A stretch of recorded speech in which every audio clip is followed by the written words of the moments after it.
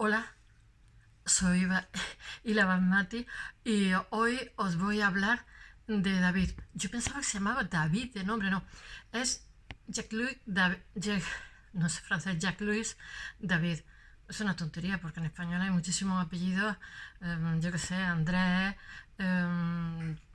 Y después me enteré que todos esos apellidos tienen mucho que ver con los niños que abandonaban en la inclusa y los orfanatos. Entonces le ponían el nombre del orfanato. Por ejemplo, en Murcia hay muchos Nicolás, en Valencia hay muchos Vicentes. O sea, esos apellidos vienen, bueno, no es nada malo, nadie tiene la culpa cuando nace que los abandone, faltaría. Y entonces esos apellidos que hay con nombre de personas, porque como no hay apellido, pues le ponían el nombre del orfanato, de la inclusa o del lugar donde lo recogían. Bueno, es poético y es bonito. En fin, David, el pintor. Como os conté, ya empezamos con los picores del polen. Como os conté, os voy a hablar hoy de David y mañana de Goya. Os va a encantar. He hecho una cosa que me estoy profesionalizando un poco, que no había hecho nunca, y es elegir unas cuantas obras. 4, 5, 6 obras como mucho, porque si no, os nombro cosas en 10 minutos, no se puede tampoco hacer una exposición, yo qué sé, como ante un tribunal de tesis rigurosísima. Para intentar que no se haga muy aburrido, os nombro unas cuantas piezas que yo considero que son las más importantes y así, o por lo menos las de referencia de cada época, porque en realidad voy contando su vida y su obra para que sea un poquito menos aburrido. Intentaré, en el caso de David, casi que hay que contar más que su vida y con Goya también su trayectoria política, porque eso es su vida, porque son, como dije ayer, artistas comprometidos con su época y entonces todo lo que hacen tiene que ver con su pasión, su sentimiento, es maravilloso, son ya muy modernos. Bueno, Jacques-Louis David, voy a mirar porque no me sé la fecha, nace en... La chuleta ya sabéis que soy una puñetera calamidad para mirarla. Nace en 1748 y muere en 1825. Dije que era David y Goya, habían nacido con 1 o 2 años de diferencia y habían muerto con 1 o 2 años de diferencia. Y tienen, hay una sensibilidad común porque tienen trayectorias muy parecidas. Ambos son genios, pero aparte de eso, en vez de haberse quedado en su casa dedicándose a ganar dinero, todo lo contrario. Se tiraron a la calle y defendieron a la gente y se partieron la cara con más de dos sin tener que haberlo hecho, que muchas veces les supuso para ellos un obstáculo. Se tuvieron que exiliar, los dos fueron dos exiliados políticos. Pero bueno, no quiero adelantar y voy a intentar ser breve, nunca lo consigo, e intentar contar un poquito la vida y la obra de David. Ya os he dicho que he cogido creo que 4 obras cuando estaba en pleno esplendor y David, a diferencia de Goya, es precoz, es muy precoz. De hecho, no consigue cosas porque cuando va a pide algo le dicen, pero si tú eres muy joven. Esto qué tontería, ¿no? Estaba dotadísimo. Y bueno, espero que os guste. Fue también un reformador maravilloso. Creó museos, o sea, se carga todas las instituciones del despotismo ilustrado, de la monarquía, que la odia, es diputado, jacobino, bueno, maravilloso. Ahora lo cuento, pero después se tiene que ir porque ya está aquí mi gato. Chico, se tiene que ir porque su vida peligraba y porque tiene a todo el mundo en contra suya. Cuando había sido una persona generosísima, lo que veía aquí en mi gato. ¡Ay! Por Dios. Merlín, por favor. ¡Ah! Por ahí. Adiós. ¡Ay, qué tonta y qué antipática que soy! Bueno, cariño, luego te doy besitos. Empiezo. Bueno, primero se forma David con François Boucher. Mi francés es deficiente. Mi abuela me enseñó a rezar, pero poco más. Bueno, sí sé un poquito, pero muy poco. Eran francófonas en aquella época. Tocaban el piano, ellas tocaban a Chopin y aprendían francés. Ya habían recibido suficiente formación, ya se podían casar. Y mi abuela hablaba estupendamente. De pequeña me decía, les papillons, les serviettes, les cheveux. O sea, me sé muchas cosas así, pero ya, fin, de francés. Mi padre dijo, no, no, una niña que aprende inglés desde el principio. En fin, qué tontería os cuento. Empieza su formación con François Boucher, que es un pintor galante, famoso. En Francia, en aquella época, es rococó. Ay, me entran los picores cuando me pongo a hablar con esto. Y después, pero la completa, no me sé el nombre, José Marie Bien. Y este señor ya se... No es que era su profesor, es que era su mentor. De hecho, él se presenta como 4 veces al Gran Premio de Roma, que es similar a la Escuela de Roma española. Yo he hecho Bellas Artes y todos queríamos una beca en la Escuela de Roma que te tiene un año, pero después dice, no, mire, quiero que me la prorrogue porque yo qué sé, y siempre acaba por lo menos estando 2 años o 3 años. Entonces, lo mismo, el Colegio Español en Roma es una preciosidad en el Trastevere. Ya hablaré un día sobre él, es una monería. Eh, Además tiene obras renacentistas, es que los españoles tenemos un poderío entonces, ahora no, pero entonces sí. Por favor, las digresiones. Entonces el premio este que se presenta a David, el Gran Premio de Roma, Grand Prix de Rome, eh, lo gana al final después de 4 años, porque muchas veces su propio profesor, su propio mentor decía, no, no se lo dé, que todavía es muy joven, que todavía es muy joven. El pobre niño, este Gran Premio de Roma, lo someten a unas pruebas draconianas, porque le dan como una beca para estar un tiempo en Roma. Después él también pidió más tiempo. Después Goya también lo hace, lo del Colegio de Roma, ¿sabes? El Colegio Español de Roma. Intenta, a Goya no se lo da. Y coge y se va por su cuenta. Ay, por Dios, céntrate. Bueno, en esas pruebas que le hacen tienes que demostrar tanto la técnica que tienes como que eres fiel a los gustos, el gusto oficial, que has asimilado a los gustos oficiales. Tú fíjate lo que es eso para un pintor jovencito que quiere aprender arte clásico, en fin, traumático. Pilla una depre, David, que para qué. Y entonces odia, toda su vida odia la academia. La academia era poderosísima. Bueno, la odia tanto que cuando se cargan al rey se carga la academia, ¿eh? O sea, con eso os digo bastante. No quiero adelantar acontecimientos. Venga, en 1774 alcanza el premio, se va a Roma. Es que tengo que echar un ojillo al año, no sé, que me resbalo yo con las fechas. Y bueno, la estancia en Roma le chifla, así le chifla, tanto es así que le dice que por favor pide que lo tengan unos años más. Tened en cuenta que Roma en aquella época era como una especie de hervidero de gente interesante, no solamente artistas, sino filósofos, etcétera, que están afincados allí. Y bueno, no sé, entonces se hace amigo de Rafael Mengs, que era el pintor de Carlos III, el que se carga a Tiepolo, el que le hace la vida imposible, que le permite acceder a la obra de Wickelmann, que es un alemán, que es el neoclásico, el ideario del neoclásico. Por eso al pobre David siempre lo ponen como neoclásico, pero es que David es mucho más que neoclásico. Hay que tener en cuenta que David cuando está en Roma es un nene, por decirlo de alguna forma. Bueno, cuando está en Roma, él está fascinado por la antigüedad, porque hay que tener en cuenta que Roma no solamente fue el Imperio Romano, sino toda la influencia griega, toda la influencia de la antigüedad, todo lo que conquista, en fin.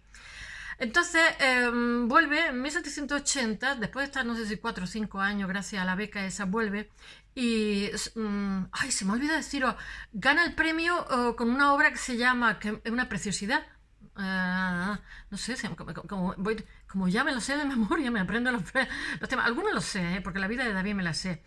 El premio de Roma se lo dan por Antínoco y Estratonice. Es que os he seleccionado 4 obras de plenitud y 2 obras de cuando ya no tiene tanta plenitud, ¿sabes? Porque no quiero machacaros a fechas, nombrecitos, obras, porque en realidad todos los pintores, todos, de Picasso mismo, yo no sé si a partir del 26 o el 35 ya la obra que hace no merece la pena, aunque lleve la firma de Picasso, fíjate, algún día hablaremos de eso también.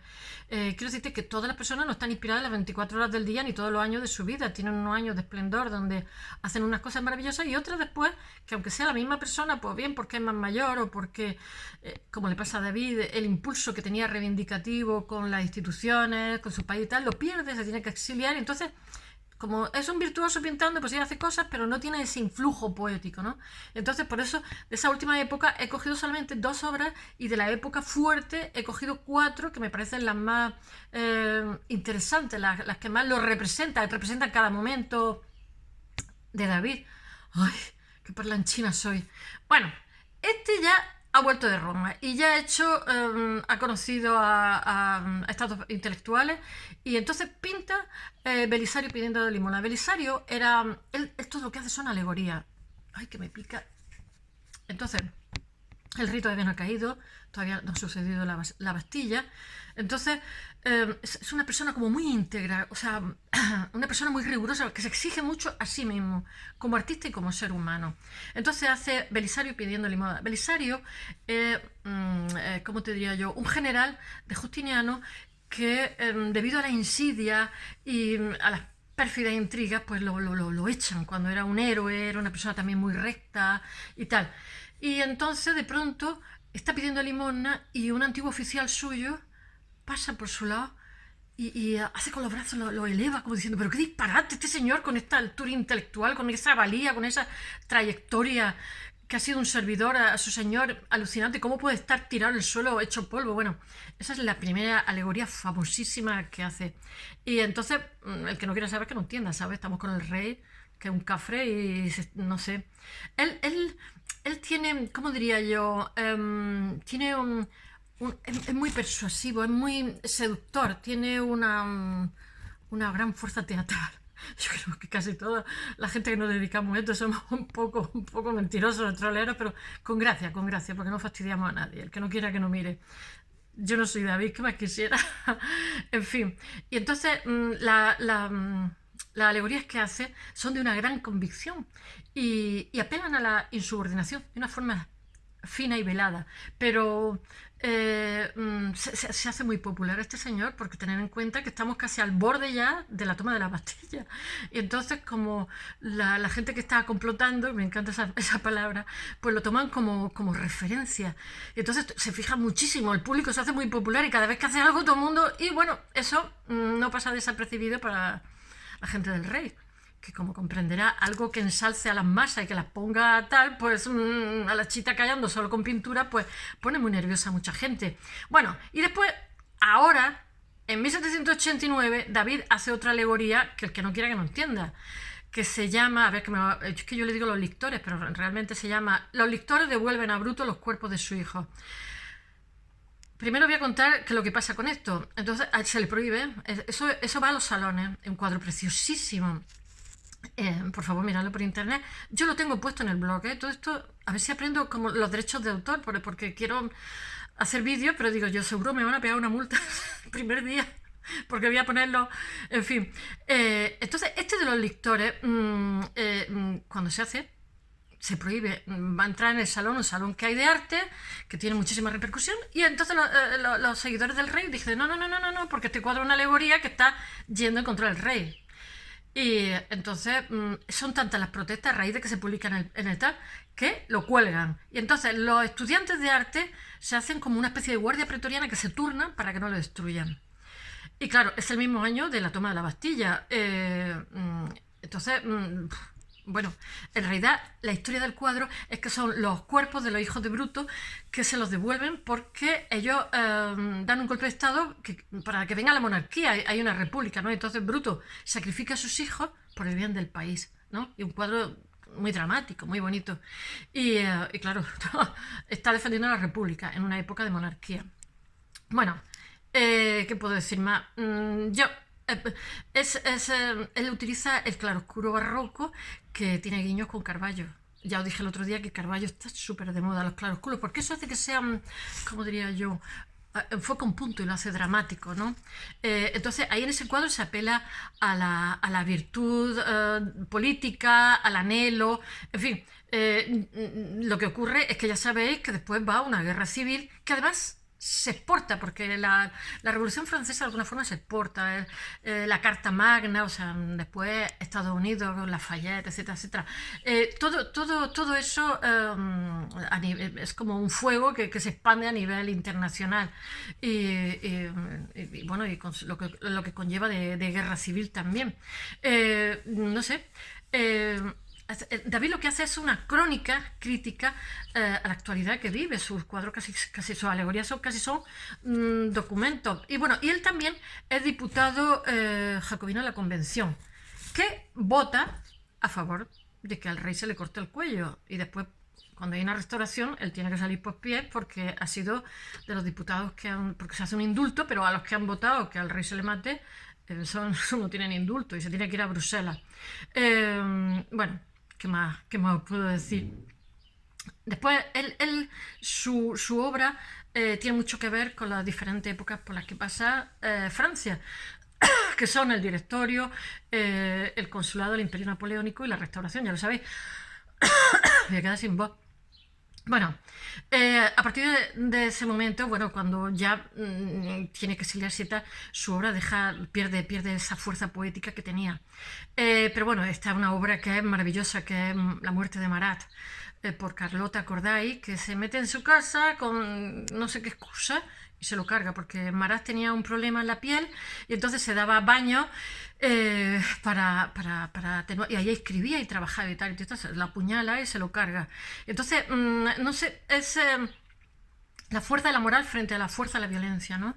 O sea, es su personajes no son héroes que se mofan de ellos, sino todo lo contrario, son víctimas de la brutalidad ambiental, etcétera. Esos cuadros son muy reivindicativos. Bueno, él cuando se va, y a partir de entonces hay una sensibilidad de que no hay que doblegarse ante la violencia ni la muerte, o sea, que hay una fuerza moral. Marat es un cuadro que es conocidísimo, por favor, mirarlo. Y si no, mirad mi blog, aunque no lo leáis, mirad las cosas que he puesto estos 6 cuadros. Entonces, la violencia nunca convence. Bueno, nosotros de eso sabemos un poquito los españoles. Bueno, él ya se va a Bruselas para terminar y allí en Bruselas tiene miles, porque él ya es muy famoso. Él tiene una grandísima pena como Goya, porque él es muy francés. Se va porque pues, se lo cargan. Y entonces allí pinta el rapto de la Sabina. No, el rapto de la Sabina, qué disparate. La Sabina, Leónidas, es que ese no me lo sé. Leónidas las Termópilas, eso ya cuando está en Bruselas. Y en fin, espero que os haya gustado. Hoy he tardado un poquito más, pero es que era un poco largo, David. Besos, that's all.